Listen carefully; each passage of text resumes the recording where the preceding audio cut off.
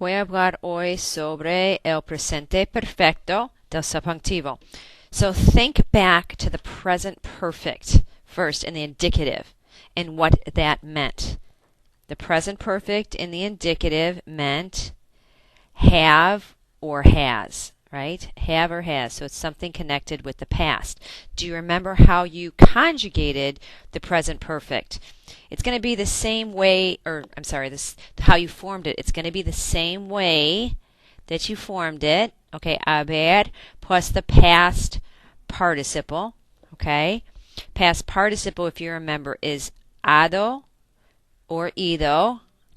And then you have all those irregulars. Abierto, cubierto, descubierto.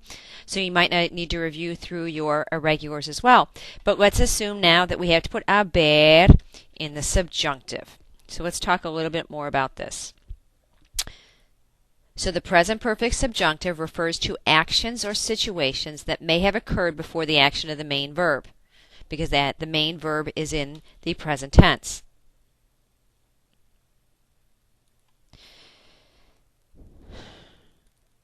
For example, me alegro de que hayas trabajado de voluntario. I'm glad that you have worked as a volunteer. The first part is still in the indicative, but this has happened in the past.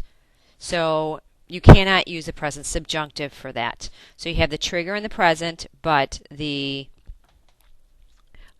subjunctive is talking about something in the past tense. Ojalá que ellos hayan juntado mucho dinero.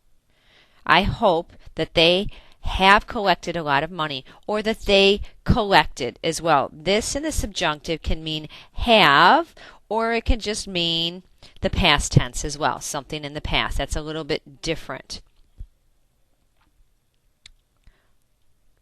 To form the present perfect subjunctive, we use the present subjunctive of the verb haber with the past participle.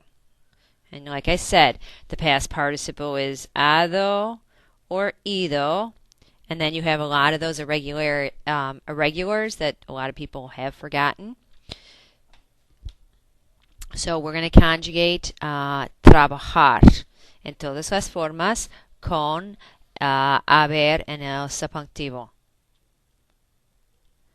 Haya trabajado, hayas trabajado, haya trabajado, hayamos trabajado, hayáis trabajado, y hayan trabajado. So I have worked, or I worked, you have worked, or worked just without the have or the has, etc. Okay, and then again we have the hado.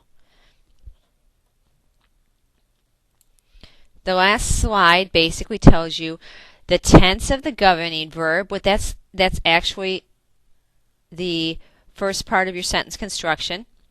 If you have the verbs, let's say, in the present tense or in the future tense,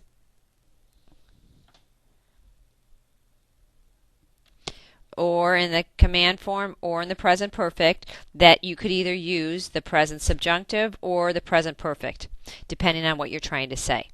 But other than that, you cannot use anything else. So you can have the present tense, the future tense, command form, and present perfect. Here's two examples at the bottom. Me sorprende que ustedes bailan. Traduce a, it surprises me that you dance. It surprises me that you are dancing, or it surprises me that you will dance, because there is no future subjunctive conjugation. Hayan bailado traduce un poco diferente. It surprises me that you danced or have danced. Okay? So vamos a practicarlo mañana en clase.